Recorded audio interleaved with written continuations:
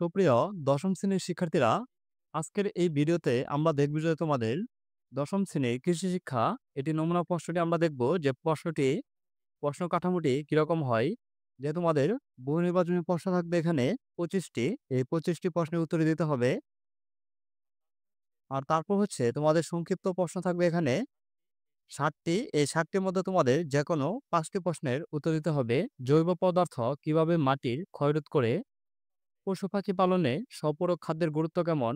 Harm pulling বলতে কি বোঝায়? পুনঃ শোষণ করা প্রক্রিয়া লেখ। সমন্বিত চাষাবাদ পদ্ধতিতে ঝুঁকি কম ব্যাখ্যা কর। তুলসীর দুটি বৈশিষ্ট্য লিখ। কৃষি বনায়নকে সমন্বিত ভূমি ব্যবস্থাপনা পদ্ধতি বলা হয় কেন? তারপর তোমাদের এখানে সৃজনশীল থাকবে 60টি। 60টির মধ্যে তোমাদের যে কোনো 4টি সৃজনশীলের উত্তর দিতে হবে। ধন্যবাদ শিক্ষার্থীরা, আমরা তোমাদের এই দশম শ্রেণীর কৃষি শিক্ষা নমুনা প্রশ্নটি দেখে নিলাম যে তোমাদের প্রশ্ন কাঠামোটি কিরকম হবে। তোমাদের দশম শ্রেণীর প্রত্যেকটি সাবজেক্টের জন্য আমাদের চ্যানেলে নমুনা প্রশ্ন এবং সাজেশন দেওয়া আছে। তোমরা সেখান থেকে দেখে নিতে পারো। পরবর্তী ভিডিও সবার আগে পেতে চ্যানেলটি সাবস্ক্রাইব করে পাশেই থাকবে। আর যারা সাবস্ক্রাইব করেছো তাদেরকে অসংখ্য ধন্যবাদ।